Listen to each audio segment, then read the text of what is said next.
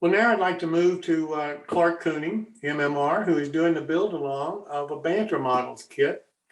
And this is the start of this build along. So I hope that if you haven't yet ordered the kit, that you will right quick so that you too can build along with Clark Kooning. Clark, welcome. Thank you. I believe Bill is on. Bill, have you got your camera and maybe at least your mic on? Yeah, the mic's on now. Ah, there he is.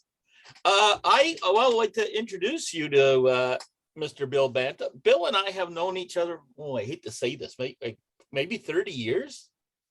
Yeah, could be. Yeah. Well, how long anyways? Yeah. How long have you had the company now? 27 years. Well, there's 27 at least, but all right, I'm going to introduce Bill, and he's going to talk a little bit about Banta Models and maybe a little bit how he started, and then I'll start the kit presentation. Bill, go ahead. We have Banta Modelworks. I've been doing it for, like I said, 27 years.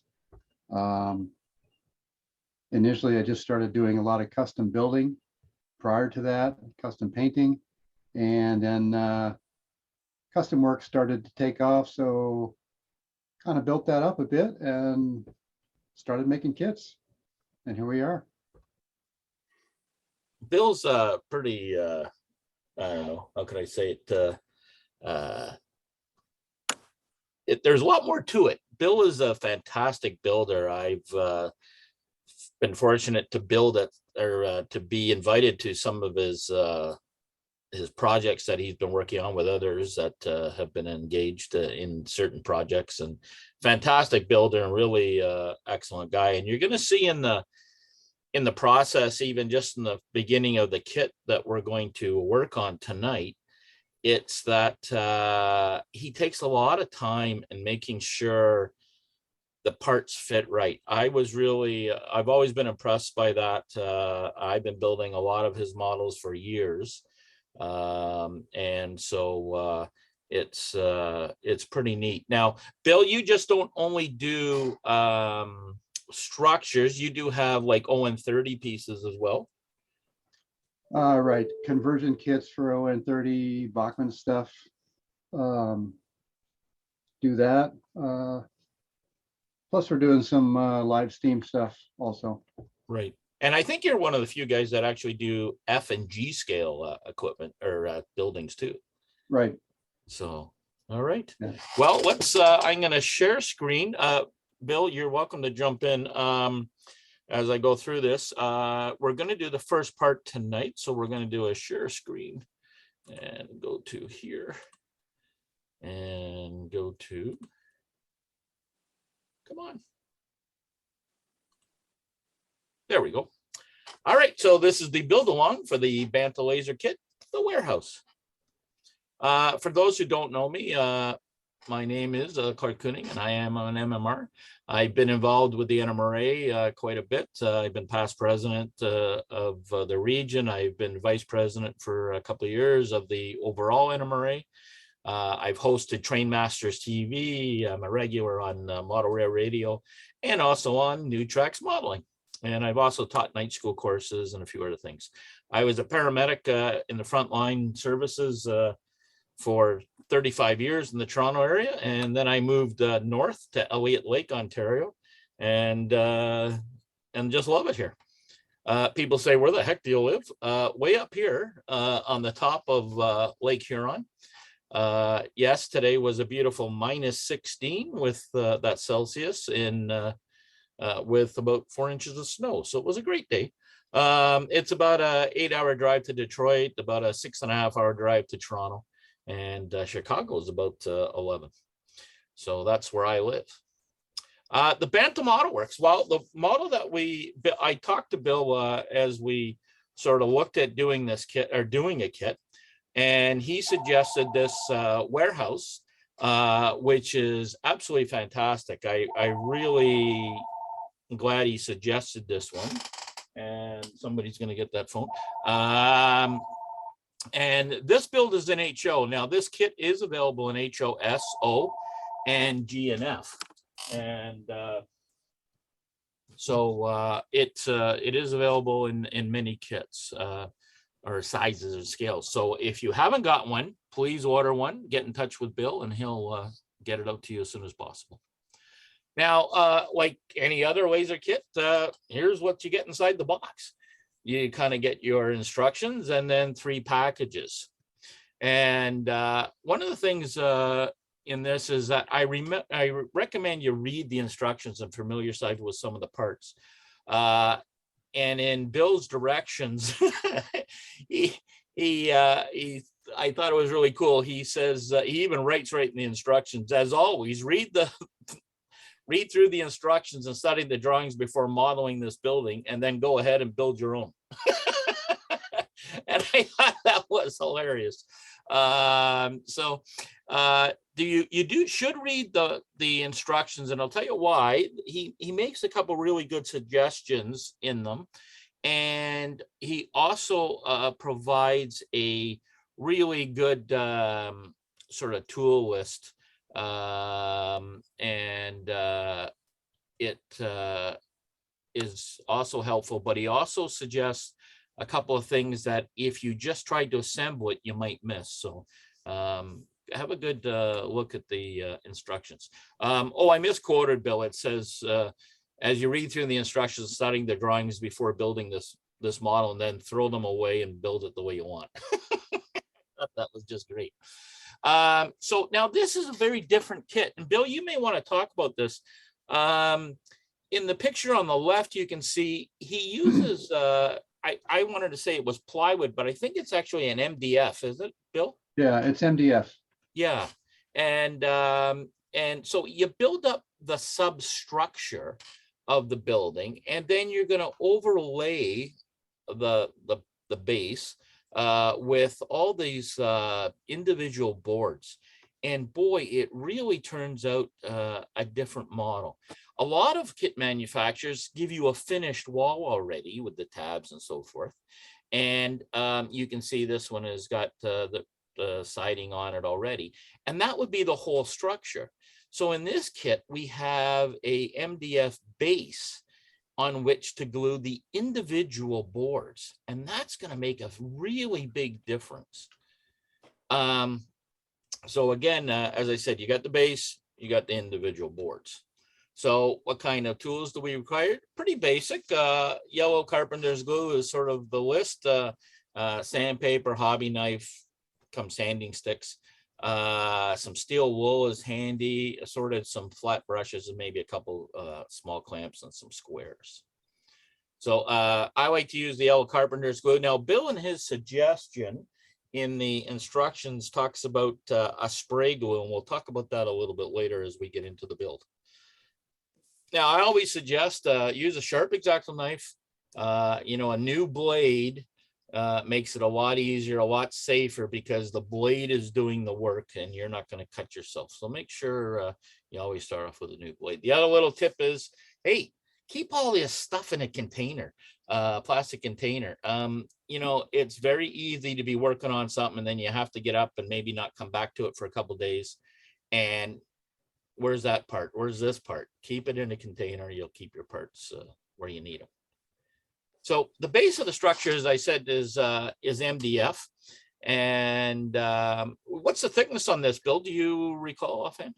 It's all 16th inch thick MDF. Is it?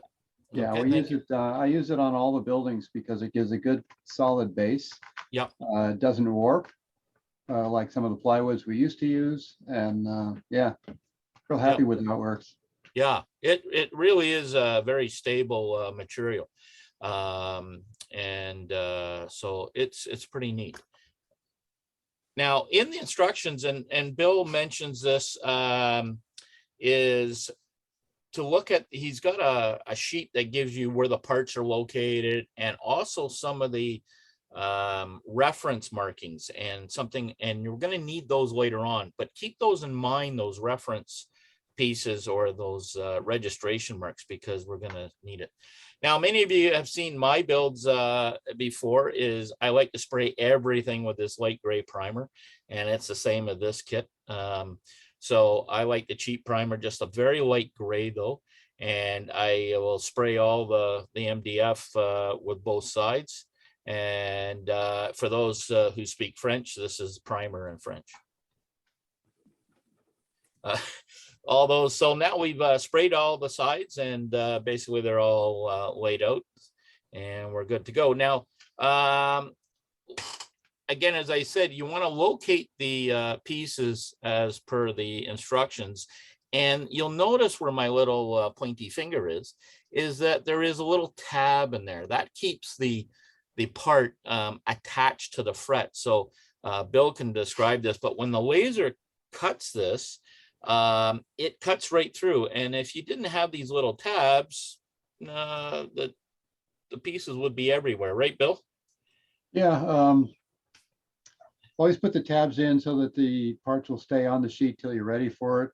And also try to put the tabs in an area that's not going to affect the fit.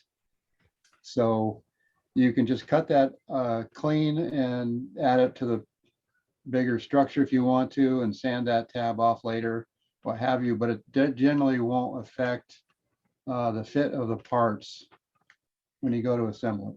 And this is one of the things that, as I mentioned right at the beginning, is Bill's thought process on how he assembles this is really fantastic. A lot of manufacturers, they just, making a kit. As I said, I've known Bill, and this is not because I've been friends with him and known him for such a long time, but he really takes time to make sure that things to go together very, very well. And this is just a prime example. Where do you put the tabs? This goes back to what we've discussed several times on this show about manufacturers and their consistency and their thought process. So the first step is to basically build the foundation of the little structure, and it's all tab and slot, and they really go together well. There is no problems with this. And as Bill mentioned, you can see here where a tab was, and on the top here, and I'll show that again. I've sanded that and so forth. Now, make sure there are registration marks, and I'll talk about this again. There are little registration marks, and you want to make sure that they're on the outside of all the pieces.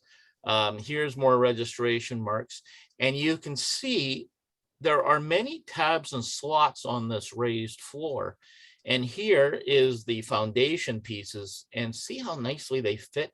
And one of the things that I really appreciate is that they're just slightly lower than the floor, so that you don't have any worry about them fitting together. And I'm sure, Bill, you spent a lot of time figuring all that out so that they don't interfere when they go together. The fact that it's just slightly lower is it gets more to the fact that the sheets are not always 62 thousandths thick. It will change. So that's Right. more of a fluke than actually thinking about it. Okay. Okay. So I'll generally take the credit. Take the credit. well, they're gonna be as even as they can, but because the material is not always precise, you're gonna have a little bit of that. Yeah. And it also, I mean, depending I on didn't where, plan that. Okay. It also depends on where you are in the world, because the wood, the Exactly. humidity can swell and so forth. But It will change it. Yeah. yeah, without these a went doubt. together just beautifully, really. So again, I got the base on the registration marks. They went together really well. Now, these are the registration marks for the front and the sides of the building. So you want to make sure when you put those together, they are again on the outside. So here it is. This is going to go onto the base, and here are the pieces sort of set out, so I know which one is going to go where. And they're upside down because, again, those registration marks you want on the outside. Now, as I said all through this, the tab and slots are just so well executed. They just slip right in really, really well, and makes a nice tight corner here, and the walls fit in. Now, this is all in the first step, as I said. So now we got to think about the next step ahead, which is to add the individual board on board process. Now, should we follow the instructions? In Bill's instructions, he suggests gluing the whole base together and then gluing all the walls together so you have a completed structure. Or the option two, which is one way of doing it, would be to actually glue these individual boards on while it's in the flat. Now, you do have to keep in mind that you will have these tabs and the overhang. So you have to think about that when you're putting these individuals on. Now, the other thing is, I myself, and I've talked to Bill about this, we're going to actually stain or color the individual boards ahead of time. And I'm actually thinking of using a new technique, which I just saw in the next step. So we'll see how that goes. And so as the world turns in modeling, join us next week for Clinic In, the Banta Models Part 2, to glue or not to glue. Answer to these questions and more questions like it next week. And that's the world of model railroading, according to Clark, I guess. Well, so next week we'll do part 2 and we'll talk about the board on board pieces, and we'll go from there. Bill, do you have anything to add that you want to add or anything? No, can't think of anything. Okay. I'll say one thing though, you know, building the, adding the sticks as the building is built up or flat.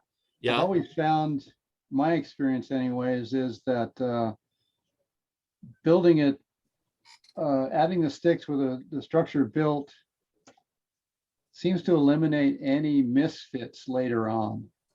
And okay. It's a little bit more cumbersome maybe to work on it with it built up the way it is, but building walls flat and then trying to put it together, yeah, a lot of times you get some misfits and it may not work as well. So that's why I don't do it. Don't suggest it. So there's Bill's suggestion, and I will probably have to follow his suggestion because he's the manufacturer. Hey, Bill, hey, build it the way you want. No, I know. Bill, that's quite a shop back there behind you. Maybe we can get Jim, and you and Jim can get together, and maybe we could get a tour of the Banta Modelworks shop one night. Sure. Yeah, no problem. That'd be really interesting. I'd love to do that.